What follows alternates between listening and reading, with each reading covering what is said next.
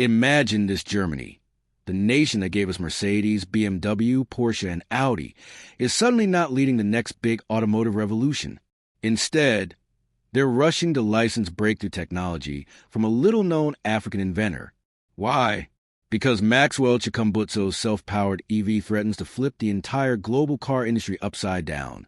Today, we uncover why Germany, with all its engineering prestige, is scrambling to secure rights to this disruptive innovation before it's too late.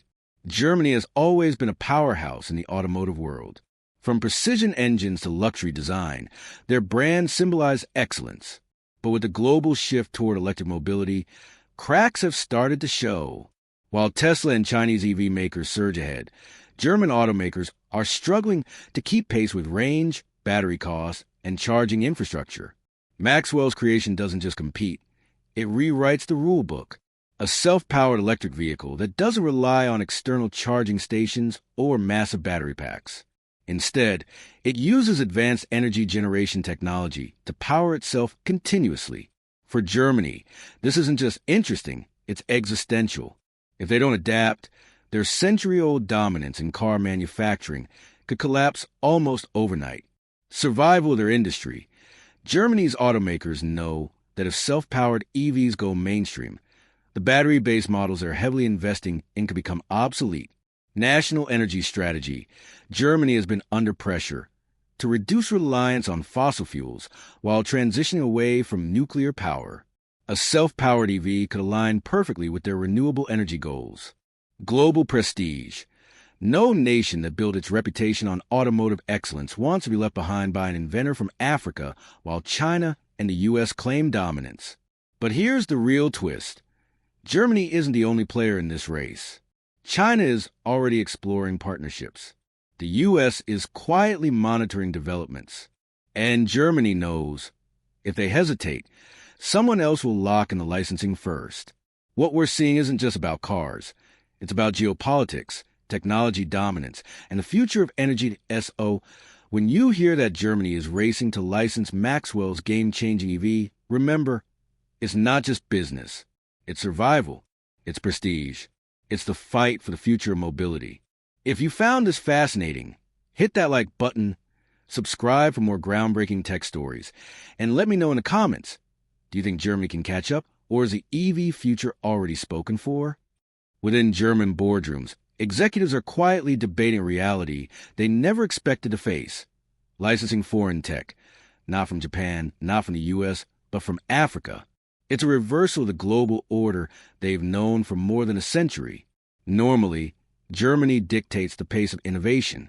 This time, they're chasing it. Pressure is mounting not just from within Germany, but also from Brussels. The European Union has set aggressive deadlines for emissions reductions and carbon neutrality. German automakers, once the pride of Europe, are now at risk of falling behind EU green targets if they can't innovate fast enough. Maxwell's EV could be their shortcut, an instant leapfrog past years of research and billions in development costs. And it isn't just the auto giants feeling the pressure. Germany's energy policymakers see a larger opportunity. If a car can generate its own power, what happens when the same principle is applied to homes, factories, or even national grids?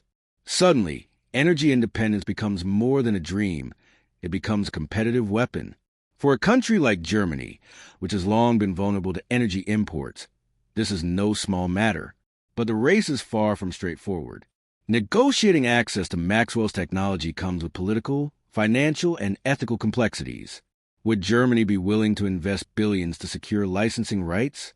Would they share credit with an African inventor in a way that acknowledges his contribution or attempt to dominate the narrative? And perhaps the most uncomfortable question of all, can Germany accept that the future of its legendary auto industry may now rest in someone else's hands? This reality makes the German move more delicate. If the talks become public too soon, shareholders in major German automakers might panic, fearing their multi-billion-dollar EV strategies could be rendered obsolete overnight. At the same time, governments like China and the United States are circling, watching closely. Each of these powers recognizes that whoever controls Maxwell's technology will not just dominate the EV market, but potentially reshape the entire global energy landscape. Inside Berlin, The urgency is palpable. Germany has long prided itself on being the engine of Europe, but officials now fear that engine could sputter if the nation fails to secure a foothold in the post-battery era. Policy advisors are already drafting scenarios in which Maxwell's EV tech is integrated into national climate plans, helping Germany meet EU green commitments ahead of schedule, while giving its car industry a much-needed lifeline. Yet behind the optimism lies unease. Could Germany, a country that built its reputation on precision and control, really adapt to technology born far outside its traditional sphere of influence? Maxwell's invention emerged from Zimbabwe, defying the odds of limited resources, scarce research infrastructure, and global skepticism. 4 German executives used the sprawling R&D labs and vast government support. The idea of relying on an African disruptor is both inspiring and unsettling. The world is watching closely. Every move Germany makes, every rumor and negotiation, sends ripples across global markets. For now, nothing is official, but the question hangs heavy in the air. How far will Germany go to secure Maxwell's self-powered EV before another nation beats them to it? Whispers of these backroom discussions are now spilling into Germany's industrial circles.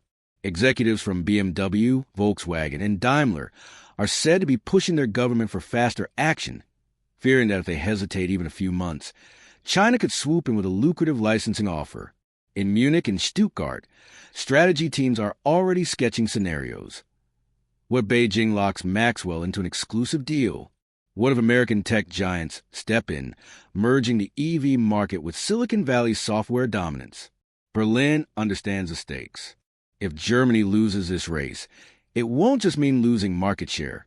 It could mean losing the very identity of its auto industry. The luxury sedans and precision-engineered engines that once defined German excellence could suddenly feel like relics of fading era. A future powered by self-generating energy is a future where Germany risks becoming a follower, not a leader. And yet, this pursuit is tangled in contradictions.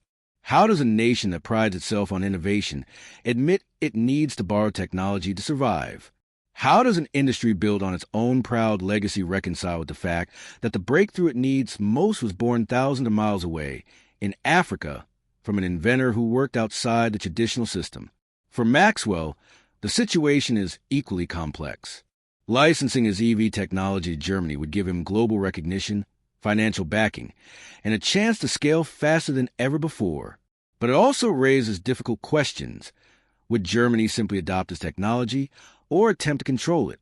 The United States, for its part, took a quieter but equally calculated approach.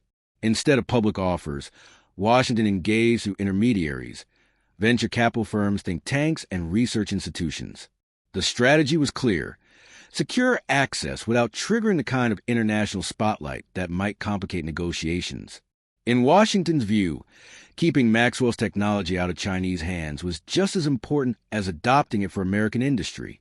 For Germany, this rising competition added layers of pressure. Every move now carried higher stakes. If they delayed too long, Maxwell could be swept into an agreement with China, leaving Europe scrambling to catch up. But if they rushed in without carefully structuring the deal, they risked overcommitting resources or ceding too much control. The delicate balance between speed and caution was becoming harder to maintain with each passing day. And in the middle of this global storm stood Maxwell, measured, cautious, and deliberate. He knew the weight of the offers being placed before him. He also knew that whichever nation secured his invention would hold an immense advantage in a race to define the future of transportation and energy. Germany's challenge wasn't just to make the best financial offer. It was to convince Maxwell that they could be trusted to protect his vision, rather than bury it beneath layers of corporate interest and political maneuvering. The world waited anxiously as rumors intensified, watching to see which nation would strike first, and how Maxwell would respond. Inside Maxwell's private compound, far away from the flashing cameras and endless speculation, quiet meetings began to take place. Representatives from Germany arrived discreetly, not in flashy convoys, but in modest groups designed to avoid attention. They weren't here for show, they were here to persuade. Among them were engineers, energy consultants, and seasoned negotiators who had handled billion-euro deals before. Yet, even for them, this felt different. They weren't just negotiating a technology contract. They were petitioning for survival. The first conversations were cautious. Germany wanted to understand the science at its core, the mechanics that allowed a vehicle to run without constant external charging. Maxwell, however, was protective. He had seen how powerful corporations could twist innovation for profit at the expense of ordinary people. He demanded more than just financial guarantees. He wanted assurances that his technology would not be buried, misused, or monopolized. For the Germans, this was unfamiliar territory. They were used to being in control, not defending their intentions to an inventor who held all the leverage. As discussions unfolded, the geopolitical weight of the situation became clear. Maxwell's advisors warned that China had already put forward a rival offer, one that promised rapid deployment and vast infrastructure support. The United States, too, had approached with subtle but strategic interest, dangling possibilities of global partnerships that extended beyond automobiles. Germany realized they were not negotiating in isolation. They were competing in a global bidding war where trust and timing mattered as much as money. Back in Berlin, news of these developments sparked urgency. Economic ministers pressed the auto industry to align their proposals quickly, crafting a united German bid instead of fragmented, brand-specific offers. Volkswagen, BMW, and Mercedes, normally fierce rivals, were asked to collaborate on a single front. It was unprecedented, but the stakes were too high for disunity. If Germany failed, it would not just be one company that lost out. It would be the collapse of an entire national legacy built over a century. Meanwhile, public curiosity was growing. Though official statements remained vague, leaks and rumors circulated across media outlets. Headlines speculated that Germany was courting an African genius, and that this partnership could redefine Europe's industrial future. For ordinary citizens, it raised both pride and questions. Could Germany, with all its engineering might, truly be chasing a breakthrough from Zimbabwe? And if so, what did that mean for the balance of global innovation? Maxwell, for his part, remained calm. He listened, observed, and measured every word. His decision would not only shape the trajectory of his invention, but potentially tilt the balance of power in the global race toward clean energy. Germany's delegation left each meeting knowing one thing for certain. The window of opportunity was narrowing, and the next steps could decide whether the auto industry would rise again or be eclipsed forever. Weeks of tense meetings finally reached a breaking point. The German delegation, pressured by both industry leaders and government officials back home, decided to make a bold move. In a final proposal, they offered not only billions in licensing fees, but something far more symbolic, an agreement to co-develop the technology with Maxwell on African soil. Factories would be built in Zimbabwe. Research centers would bear his name, and Germany pledged that the partnership would preserve his authorship of the invention. It was an unprecedented gesture. For a nation that had long seen itself as the source of global engineering prestige, Germany's willingness to share credit marked a dramatic shift. But Maxwell wasn't finished testing them. He laid out one condition. The technology must never be used to entrench energy monopolies or military dominance. It was to remain focused on civilian use, accessible to ordinary people, and designed to accelerate the world's transition to sustainable power. The room fell silent. The Germans exchanged uneasy glances. This was not how negotiations usually went, yet they understood the stakes. Refusing could mean losing everything, not just to China or the U.S., but to history itself. Slowly, their lead negotiator extended a hand and agreed. News of the deal broke weeks later, sending shockwaves around the globe. Headlines declared, Germany partners with Maxwell Chikumbutso on self-powered EV. A new era begins. The announcement stunned rivals. China, frustrated at losing the bid, redoubled its investments in alternative energy breakthroughs. The U.S. issued cautious statements, vowing to stay competitive. But it was clear Germany had secured a lifeline. For Maxwell, the moment was vindication.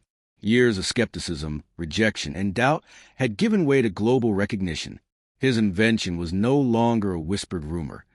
It was a cornerstone of a new mobility revolution. And for Germany, the partnership was more than just a license. It was a rebirth. The country that once feared irrelevance had now positioned itself at the center of the world's next industrial transformation.